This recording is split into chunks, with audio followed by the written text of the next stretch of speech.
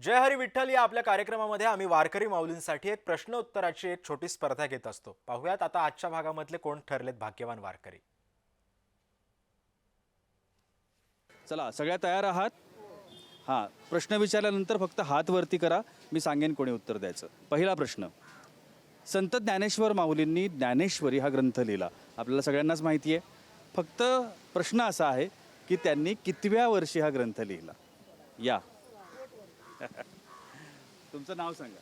माझं नाव संजीवनी मधुकर रुपनर. कुठून आलात? मी मुंबईवरून आले. बरं, आता नाव उत्तर सांगा। हां.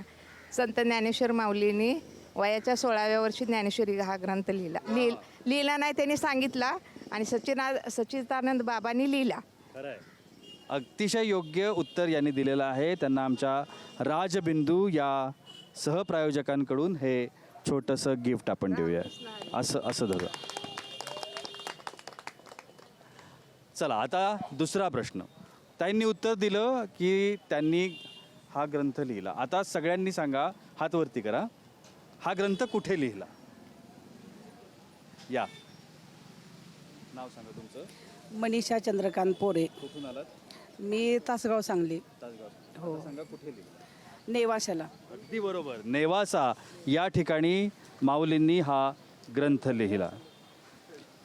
ग्रीन गोल्ड सीड्स यांच्याकडून हे छोटंसं गिफ्ट। आणि आता तिसरा आणि शेवटचा प्रश्न, तोही नीट ऐका, तुम्हाला उत्तर येईल। माऊलींच्या पालखी सोहळ्यामध्ये बंधुभेट होते, ती कोणाची आणि ती कुठे होते? बंधुभेट होते, ती कोणाची? बरोबर आहे, या। सासूरमध्ये माऊलीच्या पालखीसमोर सोपान काकाची भेट होती रामकृष्ण. हां, पण मुख्य भेट जी आहे ती तोंडले बोंडले या ठिकाणी होते आणि याला बंधुभेट असं म्हटलं जातं पालखी सोहळ्यामध्ये। अभिनंदन, आपण यांना देऊया ही एक छोटीशी छत्री। आणि तुमचं नाव सांगा। सरस्वती गुले. कुठून आलात? जालना. जालन्यावरून। वा, तर तुम्हा सगळ्यांचे अगदी मनापासून आभार, तुम्ही सहभागी झालात त्याबद्दल। कुंडली कवरदे हरी विठ्ठल देव तुकाराम, पंढरीनाथ भगवान की जय, की जय। तुकाराम महाराज की जय, जय हरी विठ्ठल।